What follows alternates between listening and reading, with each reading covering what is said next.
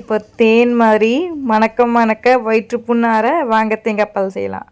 இந்த காலை நேரத்தில் வயிறு ஃபுல்லாக புண்ணாயிடுச்சுங்க. என்ன சமைக்கிறதுனே தெரிலங்க. நேற்று தான் எங்கள் மாமியார் சொன்னாங்க, இந்த குழம்பு செய், சுண்டக்காய் குழம்பு அப்படின்னு சொல்லிட்டு. அப்போ வந்து புண்ணாயிடுச்சுங்க. டாக்டர் சொன்னாங்க. அதுக்கு தான் நான் இன்றைக்கி என்ன செய்ய போகிறேன்னா, எங்கள் அம்மா வந்து ஒரு தடவை சொல்லி கொடுத்தாங்க தேங்காய் பால் செய்கிறதுன்னு சொல்லிட்டு. எங்கள் அம்மா இறந்து 10 வருஷம் ஆயிடுச்சுங்க. இப்போ எங்கள் அம்மாவுடைய ஞாபகமாக இப்போது நம்ம என்ன செய்யலாம்னா தேங்காய் பால் சாதம் செய்யலாம். அது எப்படி செய்யறதுன்னு சொல்லிட்டு வீடியோக்குள்ளே போகலாம். இது என்ன பிரமாதம்? இது விட பெசலைட் ஒன்று இருக்கு. வாங்க வீடியோக்குள்ளே போகலாம். வயிறுலாம் புண்ணாக இருக்குது.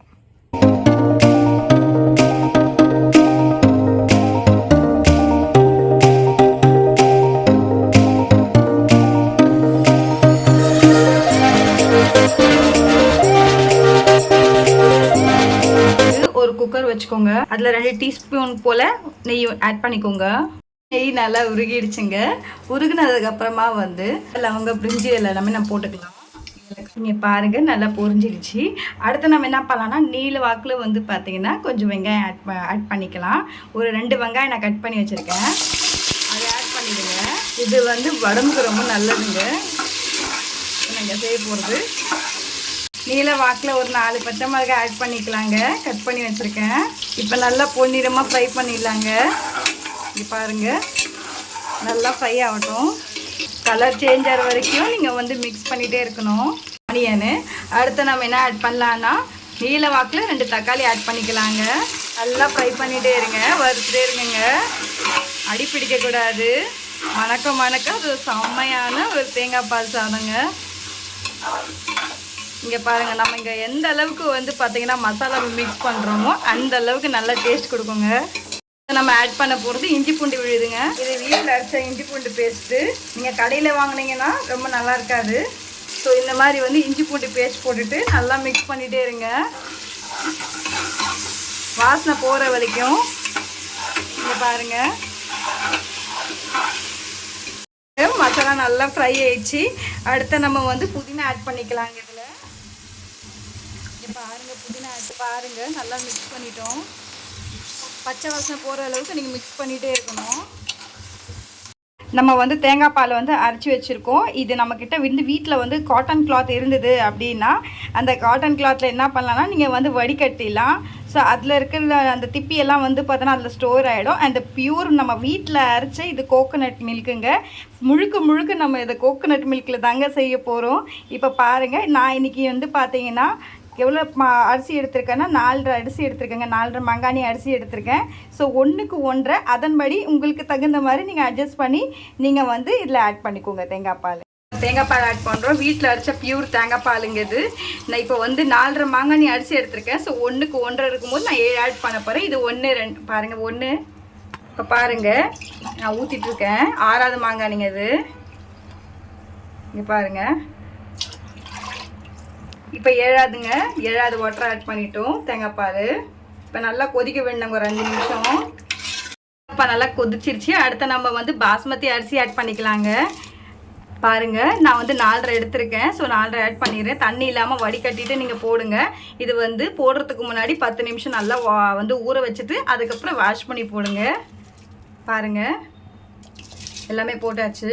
நல்லா மிக்ஸ் பண்ணிடலாம். அடுத்து நம்ம வந்து கொஞ்சம் வந்து ஜீரணத்துக்காக கொஞ்சம் சீரகம் ஆட் பண்ணிக்கோங்க. சீரகம் நம்ம எதுக்கு ஆட் பண்ணுறோன்னா, இப்போ வந்து சப்போஸ் ஆஃபீஸ்க்கு போகிறாங்க, எங்கள் ஹஸ்பண்ட் இங்கே ஆஃபீஸ்க்கு போகிறாங்க, நான் மார்னிங்கே இங்கே செய்ய ஆரம்பிச்சிட்டேங்க தேங்காய் பால் சாதம். குழந்தைங்களுக்கு வந்து பார்த்தீங்கன்னா அவங்க ஸ்கூலுக்கு போகிறாங்க. எங்கள் குழந்தைங்க என் ஹஸ்பண்ட் எல்லாம் ஆஃபீஸ்க்கு போகிறாங்க. அதனால் வந்து கொஞ்சம் செரிமானம் ஆகிறதுக்காக தான் சீரகம் ஆட் பண்ணியிருக்கேன். இப்போ நல்லா மிக்ஸ் பண்ணிவிடுங்க. இப்போ 2 நிமிஷத்துக்கு அப்படியே கிண்டிக்கிட்டே இருங்க. இங்கே பாருங்கள் உப்பு ஆட் பண்ணிக்கலாம். பாருங்கள் நல்லா ஆவி காலையில் பறகுதுங்க. பாருங்கள் அரிசியோட நல்லா வேகுது. இப்போ உப்பு காரம்லாம் எப்படி இருக்குன்னு சொல்லிட்டு உங்களுக்கு தகுந்த மாதிரி நீங்கள் அட்ஜஸ்ட் பண்ணிக்கோங்க. இது முழுக்க முழுக்க நம்ம வீட்டில் அரைச்ச பாலுங்க. தேங்காய் பால் தாங்க இன்றைக்கி சாப்பாடுங்க வீட்டில். இப்போ பாருங்கள் உப்பெல்லாம் நம்ம நல்லா மிக்ஸ் பண்ணிவிட்டோம். நம்மளுக்கு தகுந்த மாதிரி நான் அட்ஜஸ்ட் பண்ணிட்டேங்க. அடுத்து நம்ம என்ன பண்ணலான்னா இது நல்லா கொதிச்சோடனே நம்ம விசில் போட்டுடலாங்க. ஒரு விசில் விட்டுட்டு நீங்கள் ஒரு 10 நிமிஷம் வந்து சிம்மில் வச்சுருங்க. இப்போ வந்து பார்த்தீங்கன்னா நான் ஒரு விசில் விட்டுருக்கேன். நல்லா மூடி போட்டுட்டேங்க. ஸோ நல்லா மூடி போட்டுட்டு இங்கே பாருங்கள் நல்லா மூடி போட்டுட்டு ஒரு விசிலுக்கு நீங்கள் என்ன பண்ணுறீங்கன்னா விட்டுருங்க. அதுக்கப்புறமா சிம்மில் வச்சுருங்க. செம்ம மணக்க ஒரு தேங்காய் பால் சாதம் ரெடி ஆயிடுச்சு. நம்ம வந்து ஒரு விசில் விட்டு எடுத்துருக்கோம். பலன்னு இருக்குது பாருங்கள். இங்கே பாருங்கள், சாப்பாடு அடியே பிடிக்கலைங்க, நல்லா இருக்குது, செம்ம சூடாக இருக்குது, ஆவியோடு பறக்குது பாருங்கள். இப்போ நம்ம வந்து சர்வ் பண்ணிடலாம். சூப்பரான ஒரு தேங்காய் பால் சாதம் ரெடி ஆயிடுச்சுங்க.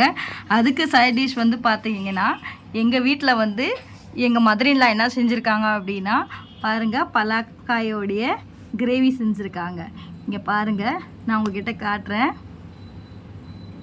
இங்கே பாருங்கள், நல்லா ஜூம் பண்ணி காட்டுறேன். மட்டன் சிக்கன் எல்லாமே தோற்று போயிடுங்க. இந்த ரெசிபி உங்களுக்கு பிடிச்சிருந்தா நீங்களும் ட்ரை பண்ணுங்கள். உங்களுடைய ஃபீட்பேக்கை மறக்காமல் என்னுடைய கமெண்ட் செக்ஷனுக்கு சொல்ல மறந்துடாதீங்க. பாருங்கள், பலன்னு செம சுவையான இந்த காலை நேரத்தில் வயிற்றுக்கு ஒரே புண்ணாக இருக்குங்க. இந்த யாருக்கு இந்த மாதிரி புண்ணு இருக்கும், இந்த மாதிரி நீங்கள் தேங்காய் பால் வீட்டிலே அரைச்சி நீங்கள் செஞ்சீங்கன்னா உடம்பு ரொம்ப ஆரோக்கியமாக இருக்கும். பசங்களுக்கு எலும்பு வந்து பார்த்திங்கன்னா ரொம்ப ஸ்ட்ரென்த்தாக இருக்கும். இந்த ரெசிபி உங்களுக்கு பிடிச்சிருந்தா லைக் பண்ணுங்கள், ஷேர் பண்ணுங்கள். உங்களுடைய நண்பர்களுக்கு ப்ளீஸ் கொஞ்சம் மறந்துடாதீங்க ஷேர் பண்ண. என்னுடைய வீடியோ பாருங்கள், ஃபுல்லாக ஸ்கிப் பண்ணாமல் பாருங்கள். அப்போ தான் நான் என்னென்ன இன்க்ரீடியன்ஸ் ஆட் பண்ணியிருக்கேன்னு சொல்லிட்டு உங்களுக்கு நல்லாவே தெரியும். நாளைக்கு வந்து பார்த்திங்கன்னா ஒரு செம்மையான ஒரு ஈஸியான மெத்தடில் ஒரு அருமையாக டிஷ் பார்க்கலாம். இப்போ உங்களுடைய அலமொழி விடைபெறுவது. Take care, bye by.